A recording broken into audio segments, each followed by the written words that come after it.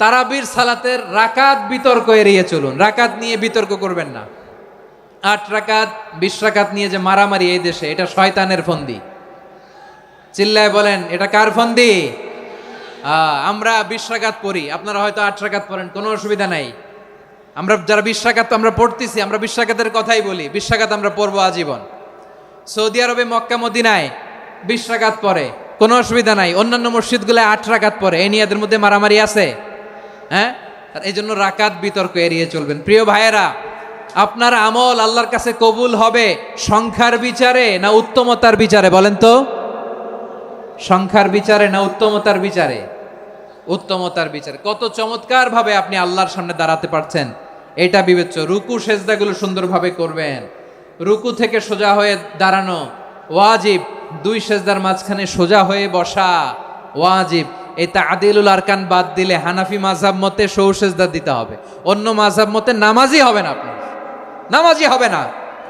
এই জন্য ধীরস্থির ভাবে তারাবির সালাত যেন আমরা আদায় করি। পারা যাবে তো ইনশাআল্লাহ? 3 নাম্বার, তাহাজ্জুদের সালাত আদায় করুন।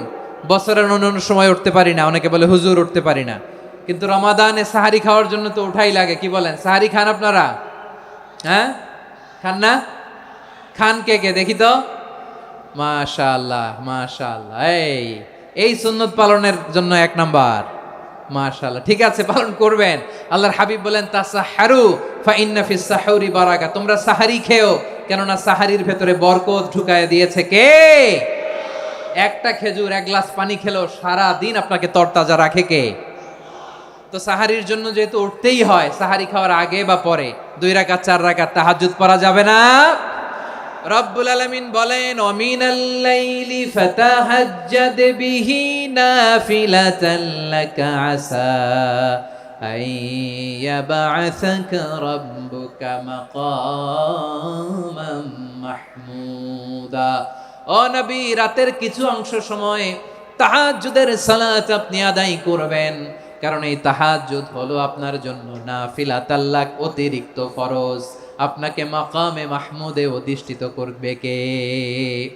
এজন্য যারা সম্মানিত হতে চান, সম্মানের আসনে যেতে চান, তাদের জন্য তাহাজ্জুদ অবধারিত। আমরা রমজানে সাহারির আগে তাহাজ্জুদ পড়তে চাই কি চাই না? এই নামাজটারে আল্লাহ বড্ড ভালোবাসেন। কেন জানেন? কারণ গভীর ঘুমকে স্যাক্রিফাইস করে আমরা এই নামাজ পড়ি। ঘুমের আরবি জানা আছে কারো? ঘুমরে আরবিতে কি বলে? অনেকগুলো আরবি আছে। একটা আরবি হচ্ছে নুআস, তন্দ্রা, তন্দ্রা, আমানাতান নুআসা কোরআনে এসেছে। আরেকটা আছে ঝিমুনি, ঝিমুনি, এইভাবে ঝিমুনি আসে ঘুমের আগে, এটারে বলে সিনা। এটারে কি বলে? সিনা। স্বাভাবিক ঘুমকে আরবিতে বলে নাউম। স্বাভাবিক ঘুমকে কি বলে?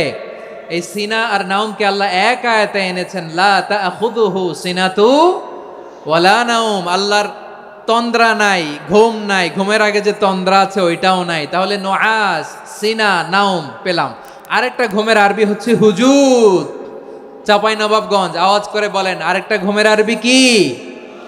হুজুদ। এটা মাঝরাতের ঘুম, শেষ রাতের ঘুম, যেই ঘুমটা বড্ড মজা লাগে। কাঁথা টেনে টেনে, ব্ল্যাঙ্কেট টেনে টেনে আরেকটু ঘুমাইতে মন চায়, আরেকটু, আর 1 মিনিট, আর 2 মিনিট, এরকম একটা মজার ঘুম শেষ রাতে আছে না নাই? এই শেষ রাতের ঘুম, এই হুজুদের ঘুমকে স্যাক্রিফাইস করে যেই সালাত পড়া হয়, ওই সালাতের আরবি নাম হচ্ছে সলাতুল হুজুদ বা সলাতুত তাহাজ্জুদ। চিল্লায় বলেন আল্লাহু আকবার। এজন্য আল্লাহ তাআলা এই তাহাজ্জুদের সালাতকে এত পছন্দ করেন। পড়বেন তো রমাদানে? 4 নম্বরে, মুক্ত হস্তে দান করুন। মুক্ত হস্তে দান করুন। ওয়ামা আতাইতুম মিন যাকাতিন তুরিদুনা ওয়াজহাল্লাহি ফাউলাইকা হুমুল মুদঈফুন। তোমরা মনে করো না যাকাত দিলে তোমাদের সম্পদ কমে যায়, এটা ভেবো না। বরং তোমরা আল্লাহর খুশির জন্য যে যাকাত দাও, তারপরে তোমার যে সম্পদ থাকে ওই সম্পদের মধ্যে প্রবৃদ্ধি দান করে কে? আপনি মনে করছেন দিলে কমে? চাঁপাইনবাবগঞ্জের ভাইয়ের আওয়াজ করে বলেন, দান করলে কি সম্পদ কমে নাকি বাড়ে? আওয়াজ করে বলেন, কমে না বাড়ে? বাড়ে। যেটা দান করেন, কামাসালি হাব্বা আম্বাতাত সাবআ সানাবিলা ফি কুল্লি সুম্বুলাতিন মিয়াতি হাব্বা। 1 টাকা দান করলে এটা চারা বীজের মতো, রূপে দিলে 7টা শীষ, প্রতি শীষে হয় শত শস্য দানা। আল্লাহ যারে চায় এরকম বাড়ায় দেয়, প্রবৃদ্ধি দেয়। সুবহানাল্লাহ। এজন্য মুক্ত হস্তে দান করতে রাজি আছেন? আগে আগে জাকাত ক্যালকুলেট করে রাখেন। আপনার জাকাত বর্ষ যদি পরেও হয়, দেরি করেও হয়, ধরেন যে প্রতি বছর মুহররমে দেন, আপনি আগে দিতে পারবেন। জাকাত অগ্রিম আদায় করা যায়। সুবহানাল্লাহ বলেন। বিষ্ণু ইসা ইসলাম রমাদানে এত দান করতেন, কানা আজওয়াদান নাস, কিন্তু রমাদানে আজওয়াদুন নাস আজওয়াদু বিল খাইরি মিনার রিহিল মুরসালা, প্রবাহিত বাতাসের চেয়ে বিশ্বনবী আরো প্রধান্যতা বেড়ে যেত। প্রবাহিত বাতাস যেমনি সবাইরে বাতাস দেয়, আস্তিক নাস্তিক মুমিন কাফির সবাইকে শীতল করে দেয়, তেমনি নবীজির রমাদানের দান ছিল এমন, কেউ নবীর কাছে চেয়ে ফিরে গিয়েছে এর নজির নাই। জোরে বলেন সুবহানাল্লাহ। রমাদানে দান করব, ইফতার শেয়ার করব। কাউকে ইফতারি করালে সারাদিন রোজা রেখে তার যে সওয়াব, আপনি ইফতার করানোর কারণে আপনার আমলনামায় ওই সওয়াব আল্লাহ ঢুকায় দিবেন। পড়েন সুবহানাল্লাহ। সাহাবারা বললেন, নবী আমরা গরিব মানুষ, ইফতারি খাওয়ানোর পয়সা নাই। আল্লাহর হাবিব বললেন, ওয়ালাউ বিমাজকাতি লাবান, এক ঢোক দুধ, ওয়ালাউ বিতামরা, একটাও খেজুর, ওয়ালাউ বিশারবাতিমা, এক ঢোক পানি খাইয়েও যদি কারো রোজা ভাঙাও, তারপরে ওই সওয়াব তোমার আমলনামায় দিবে কে? তাহলে মুক্ত হস্তে দান করুন, 4 নাম্বার। 5 নাম্বার হচ্ছে কদর তালাশ করুন। রমজানের সবচেয়ে দামি সময়। বিষ্ণু বলেন, মান হরিমা খাইরাহা ফাকাদ হরিম, যে কদর মিস করলো সে সব মিস করলো, হি ইজ দ্য লুজার। আচ্ছা বলেন, এই বরকতের মাসে আমরা কি লুজার হতে চাই না গেইনার হতে চাই? সবাই বলেনি, বলেন এই রমাদানে আমরা লুজার হব না গেইনার হব?